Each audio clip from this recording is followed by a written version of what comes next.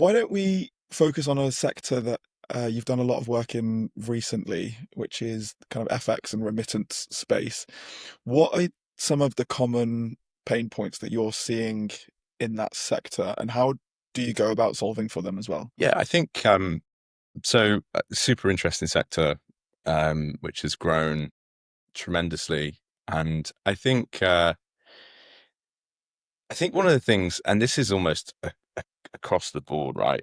And it's especially in FX and remittance, but what we see a lot of is a company has kind of nailed their core offering.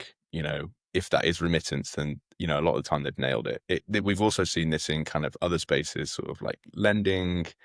We've seen it in there's other people in sort of like pensions as well. And the core thing that they've done is that they've nailed that core idea and that product, it works. And what they've done is they've spent normally a decent amount of money to acquire a decent amount of customers.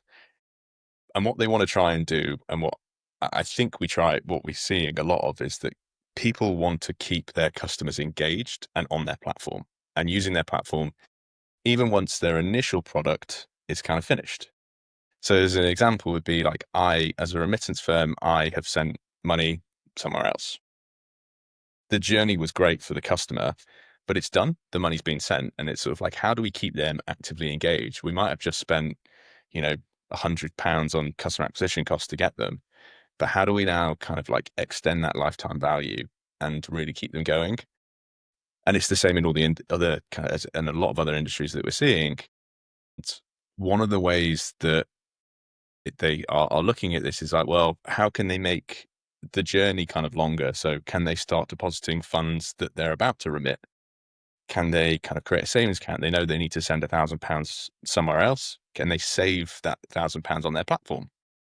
Once they're done, you know, can they carry on, like work towards the next one, whether it's a savings account or whether it's a different sort of embedded bank account?